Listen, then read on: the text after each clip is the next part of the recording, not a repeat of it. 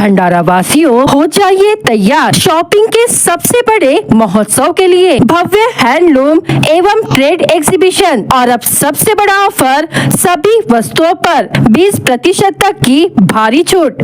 5,000 रुपए तक की खरीदारी पर आकर्षक उपहार बिल्कुल फ्री। तुमसा तहसील के गोबरवाही पुलिस थाना क्षेत्र के एक गांव में 14 वर्षीय नाबालिग किशोरी का आपत्तिजनक वीडियो सोशल मीडिया पर वायरल किए जाने का मामला सामने आया। पीड़िता के परिजनों की शिकायत पर गोबरवाही पुलिस ने 5 आरोपियों के खिलाफ पोक्सो अधिनियम सहित संबंधित धाराओं के तहत मामला दर्ज कर जांच शुरू कर दी है। पुलिस के अनुसार यह घटना 24 अप्रैल 2026 की बताई जा रही है, जबकि 8 जून को वीडियो सोशल मीडिया पर प्रसारित होने के बाद परिजनों को इसकी जानकारी मिली। शिकायत मिलने के बाद पुलिस ने तत्काल मामला दर्ज कर जाँच शुरू कर दी तथा पीड़िता को चिकित्सकीय परीक्षण के लिए भंडारा जिला अस्पताल भेजा गया। प्राथमिक जांच में सामने आया है कि इस मामले में 5 आरोपियों की संलिप्तता है। मामले की जांच की जा रही है। आरोपी भावेश यादव उम्र 19 वर्ष, क्षितिज पटले उम्र 19 वर्ष, करण पटले, शांतनु सोनवानी तथा बाल्या उर्फ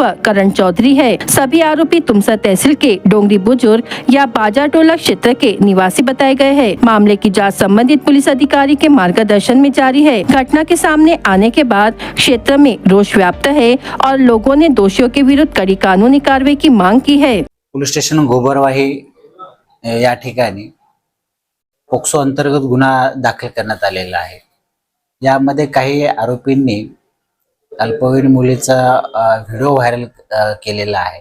त्यामध्ये आरोपींना ताब्यात घेण्यात आलेला आहे आणि त्यांना अटक करून पुढची कारवाई पोलीस करत आहेत। यामध्ये 5 आरोपी आहेत, त्याच्यामध्ये 2 विधी संघर्षात बालक आहेत।